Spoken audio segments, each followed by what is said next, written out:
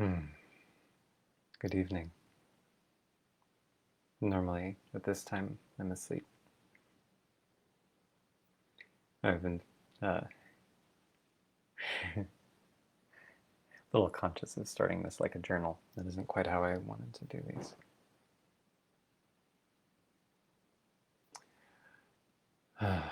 I really struggled to orient to doing today's video.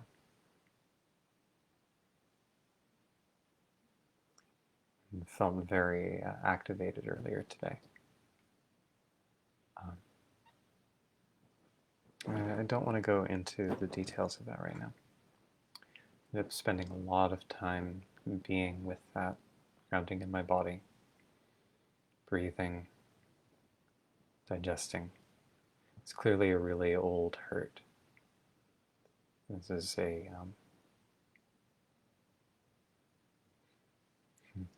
very related to matters of justice and to how I relate to the use of power.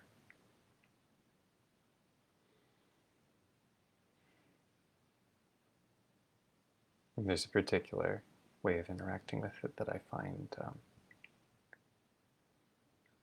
my mind understands this is what's happening, therefore this is what is. So coming to accept and appreciate that is important. And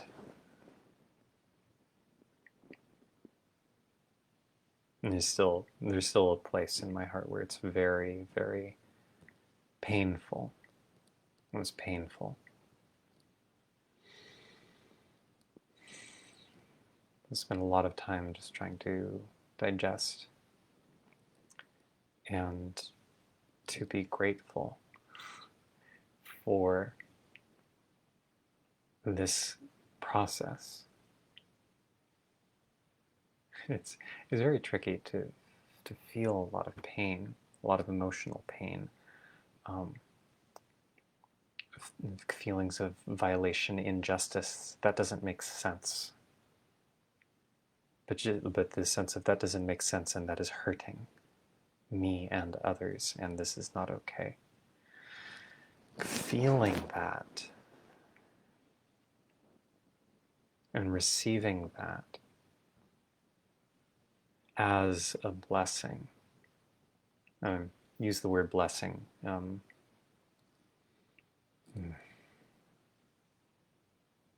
do I mean by that? The ancient astrologers, and I think this was the standard up through like the Renaissance, thereabouts, but it split the influences of the planets, or a couple of the planets, into benefic and malefic, which literally translates as good making and bad making, or goodies and baddies. And the reason was the things that they were tracking in the world and in the lived experience that these planets were supposed to govern. Like on the good side, things having to do with love, relationships, bounty, success, the support of authority figures. Like there's a cluster. They would look at it and say, these are things that when they happen, you like them. That's the benefic, the goodies. And then the baddies, the malefic, they're trying to use the planets in order to track these experiences having to do with conflict, broken bones, war, famine, death, the loss of a loved one, failure, self-doubt. But the philosophical context of astrology was that the reason that they were looking at the stars and looking at the gods at all, like the stars are supposed to, or the moving stars are supposed to represent gods who dwell over these domains. And the theory went that all of these are close allies. They're supporting the unfolding of the fate that, in a very deep sense, you chose in coming into incarnation. That's part of the whole Hermetic background. The idea is that you sort of bounced from a star down and having a conversation with each of the gods, and then you get incarnated in the body. And this is the reason why astrology thought, oh, if I look at the stars, this will tell me something about my fate. Is the theory is that when you look at where the planets are against the stars, that's supposed to be a hint about what the result was of that conversation with each of the gods. That's not part of modern astrology. This is something that's been sort of reconstructed over the last 50-ish years as people started to dig into Hellenistic astrology. They've been able to find some documents and translate them. I don't know a bunch of the history here. Just popped into pieces of the philosophy that I thought were intriguing. They were fun. And this feels like a really good analogy or a particular kind of framework for orienting to, well, what are these negative influences? The malefics, the Martial and the Saturnine, the Mars and Saturn influences, they're malefic because the ego has a hard time seeing them as good. But what that is, it's exactly a description of the ways in which the ego's attempts to be safe disconnected from truth, disconnected from the flow of reality. So where the ego strategies work well, that's just success. Things just work. It might not even be the benefics. The benefic stuff might happen, the good stuff, like love, bounty, etc. But like, we don't usually, like in terms of, oh, I have this ego strategy of I'm going to touch my index finger to my thumb. Like, is this a really fantastic blessing? I mean, if I look at it, yes. There's actually something really remarkable about that. But I don't usually pay attention to it. I take it for granted. It's a lot harder in cases where if I try to do that and, oh, my muscles aren't working. Right? Suddenly that's a malefic effect. That's a bad effect. That's something I don't like. But it's true. Except in this hypothetical, it's not true. But if I run into a problem, that means the disconnect between my sense of what I want to be and how reality works, that disconnect is true. That difference is true. It's real. So what that means is every sensation, every experience I get is actually teaching me how to fit to truth.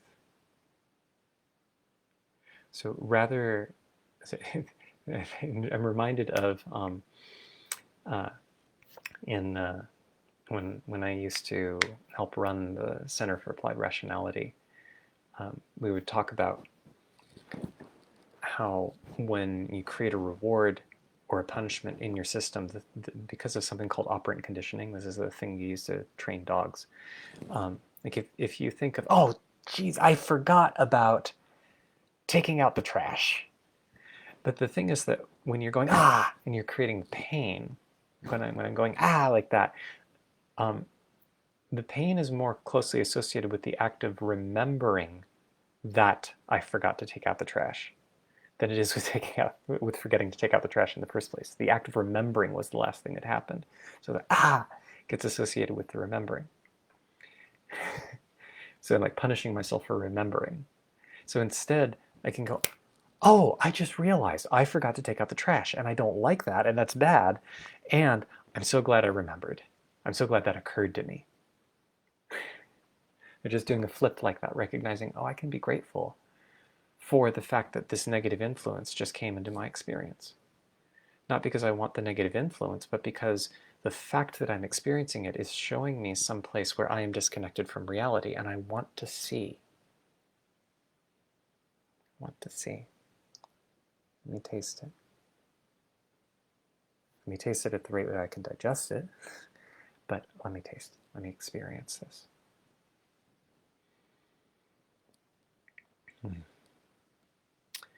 In I don't even know what to call it anymore in order to honor what name they prefer. In my, so uh, I think of this as Jewish Kabbalah. However, the people who practice what I would call Jewish Kabbalah would say it's not Jewish. They just speak Hebrew and it's associated with Judaism, but but they're very explicit that it's not a religion. It is a science. I don't think they know what a science is. I think they mean it is a spiritual engineering art. But I think they call it authentic Kabbalah. Um, anyway, there's a whole rigmarole there. There are essentially three branches of Kabbalah, and well, two in practice. There are two branches of Kabbalah. One has all of the mystical gods stuff, transcendence, here on earth, hermetic, esoteric stuff associated with it, and the other calls itself the authentic Kabbalah. And I've been researching this. This is approximately Jewish mysticism, although they would disagree. They share something that I think is very simple and beautiful and express along these lines. Sort of gives an orientation. It's very similar to the rest of the things I was just saying about malefics and about being grateful for realizing my mistakes. The theory goes that all of creation, the thought of creation is to create a creature and fill it with unbounded delight. And absolutely everything that happens is for that purpose. And in that, there's a whole complicated bit, but it comes down to this point of whatever happens is, the usual way that they phrase this is by the hand of the creator. But there's a game having to do with recognizing the difference between, well, not the difference, but recognizing the left hand of the creator as opposed to the right hand of the creator.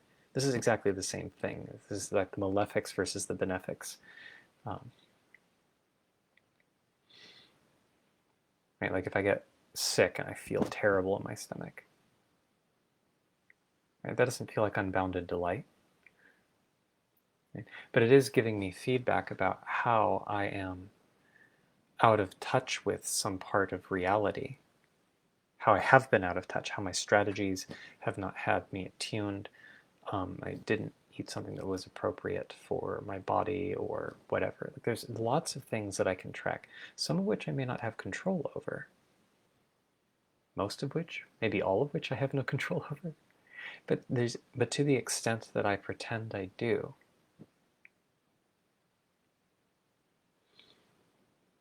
everything that comes in, I can take as, in this case, there's this metaphor of as though there is a creator, and the creator is trying to create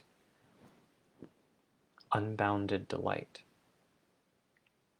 There's some questions around the problem of evil, and they have an interesting way of trying to answer that. I still have a question for them, which is why anthropomorphize reality? Why is there a thought of creation? There's an intuition jump there that I don't quite get, even for understanding their perspective. Just as, oh, how do you live this? How would I practice this?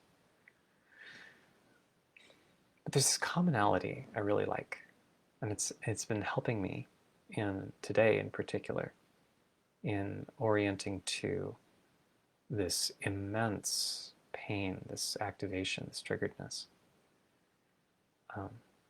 It's a lot better right now than it was earlier, but I had to wait until the evening to be able to do this video because there was a lot to digest there. I really needed to take it easy on myself. A lot of what moved me in the direction of being able to make this, being able to show up today for my daily video,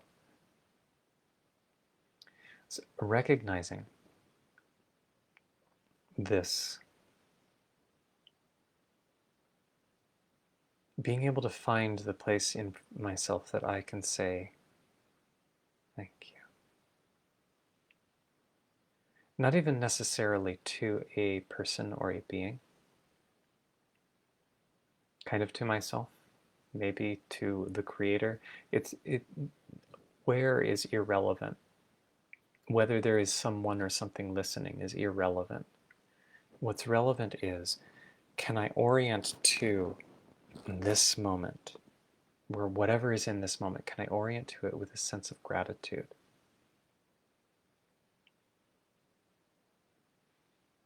I notice in practice the answer is sometimes no. Sometimes I don't have it in me. It's like there's an energy that it takes. And that energy, as I use it, builds something. Remember one moment in my adventures in Mexico this last November. I sort of looked off in the distance. I just felt into a very clear truth, something that I needed to hear for myself. And I sang it out loud to anchor it. What I said is, loving is a skill. It's important for me to get better at it.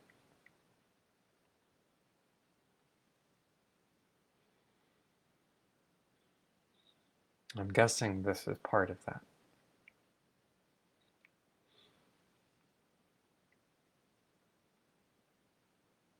Learning to take in the breath of each moment, be really grateful, or at least try. At least try. Expanding the capacity to say thank you to everything that comes in. I feel like I'm reaching a place where I can do that with the malefic influences pretty well. I can see very clearly, oh, it's not like the world is inflicting bad things on me. That's a loop I get into that closes down my heart, and it keeps me from noticing with gratitude the way in which reality is constantly telling me how to navigate it. It's constantly teaching me how to live well. And here, this pain, this difficulty, this is feeding back to me, oh, I missed something.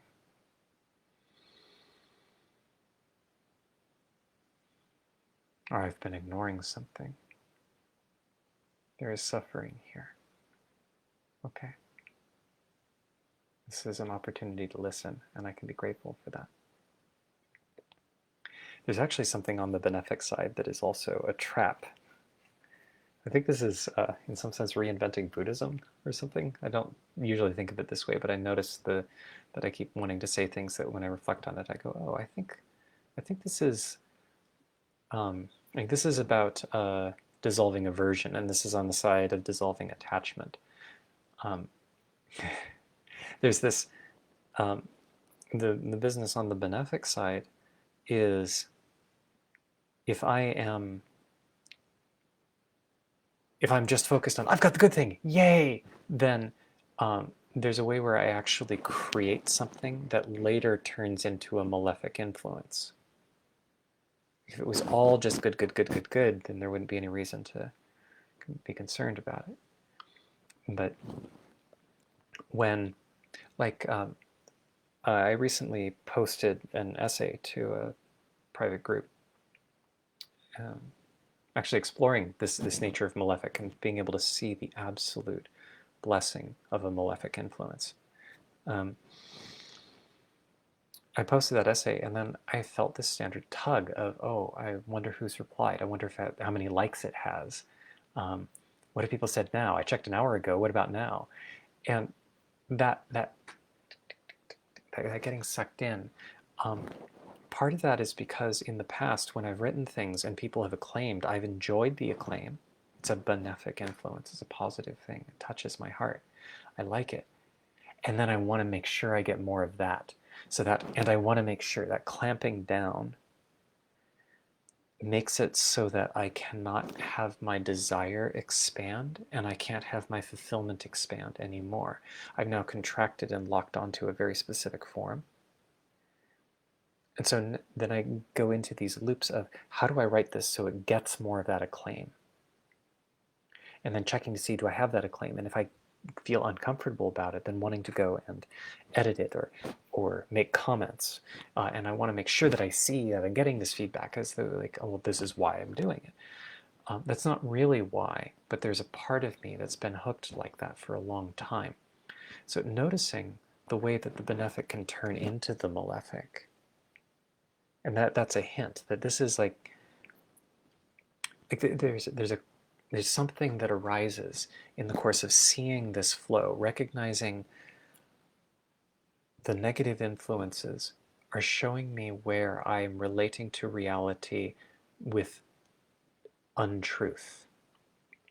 And the benefic is bringing me a sort of an affirmation of I am getting things that bring me pleasure and that feels like I am well fitted. And it's also implicitly highlighting a place where, like the taste of sugar, the taste of sugar is sweet and it also usually comes with ill health if I dive in too much. So noticing where am I grasping on this? But seeing the interplay and seeing the way that benefic turns into the malefic and the way that the malefic can also turn back into the benefic, the way that they flow back and forth, it starts to suggest that there's a way where I can come to feel how what I want isn't about either of these. I don't want to just get away from the bad and get more of the good. That's true, but that's not the essence of it. There is something about the process of becoming more and more grateful, of being more and more capable of enjoying each moment, expanding my skill for joy, and finding the truth particularly pleasurable, leaning into that, being willing to lean into the sorrow as well.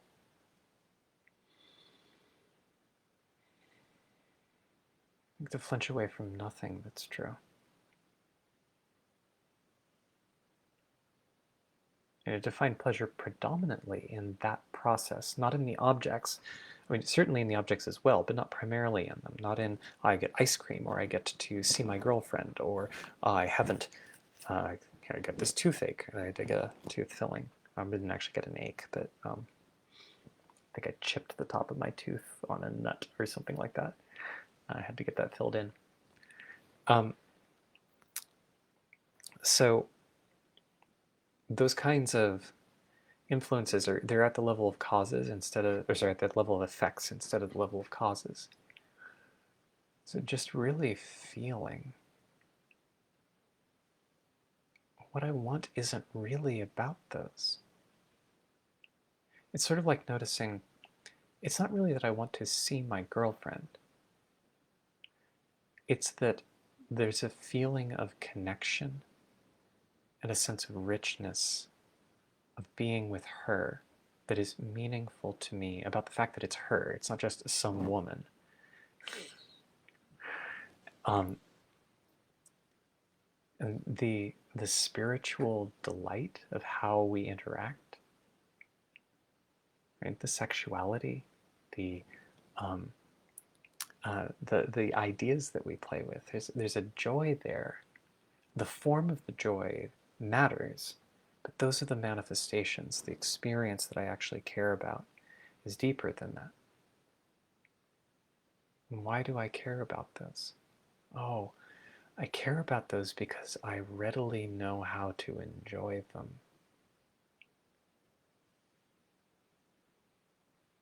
And when I'm in those states, I know how to enjoy. So I pursue creating those states.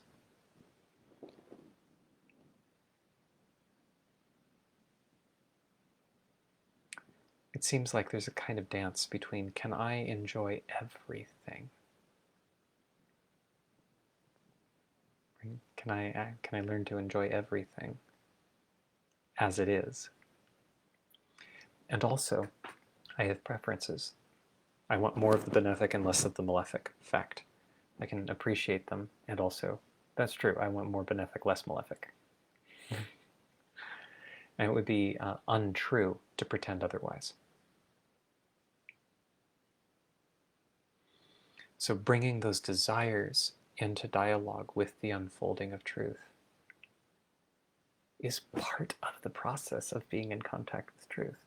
So it means that the fact that I want things and the fact that I don't want to take in, like I don't want to take in the sorrow, or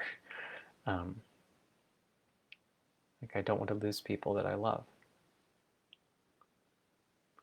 Like being with that, being with the I don't want to, bring that into dialogue. It's part of the process of getting to really enjoy, really be grateful for each moment.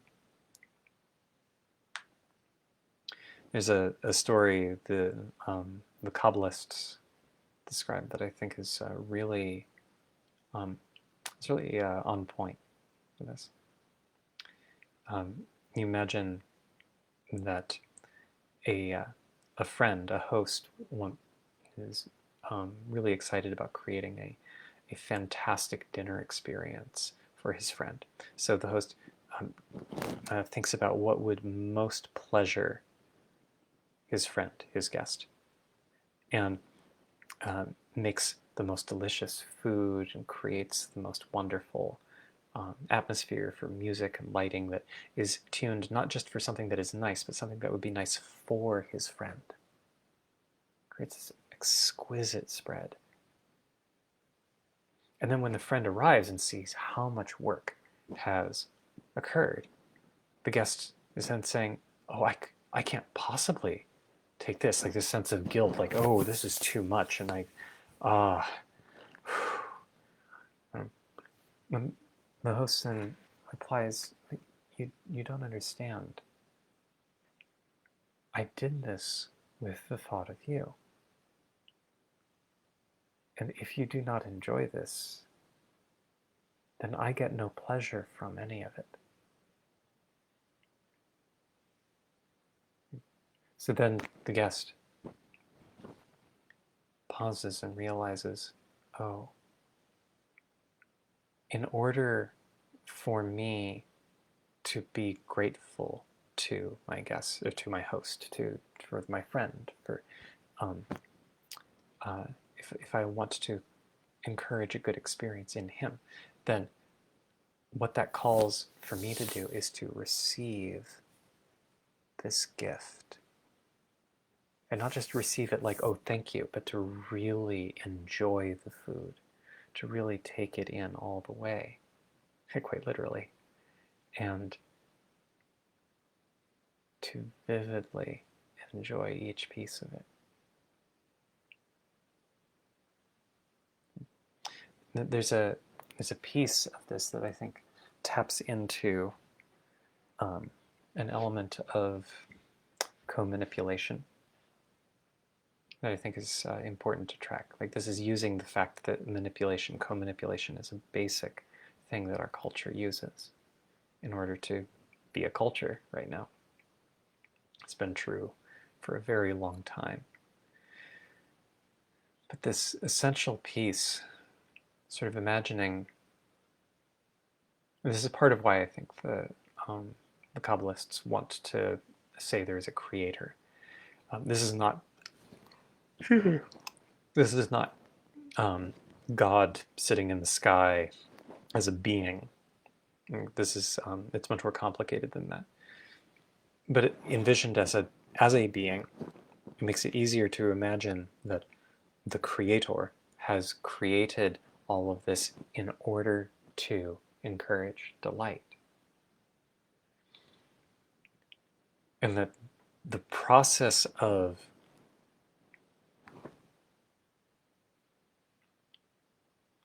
moving towards a state of bliss involves, in some sense, pleasing the creator, not because of wrath, but because something they call law of equivalence of form. It basically says that the highest pleasure is being like the Creator, and the Creator gives. So you want to give, and the way that you give, in this case, because your nature is only to receive, is to fully receive with, for the purpose of giving. So, but in that, it's just like the scenario of being the guest showing up. You're going, oh, thank you. How do I take this in more? How do I enjoy it more? How do I have more gratitude? Not forcing myself to feel, but to actually look and notice, how do I really love this?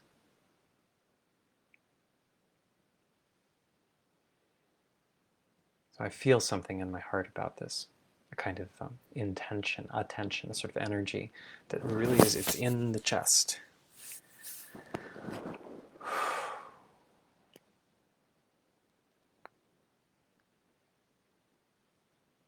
Attending to that has been particularly helpful for me today. I feel like I haven't really addressed the trigger. It's still, if I focus on it mentally, it's very easy for me to get reactivated.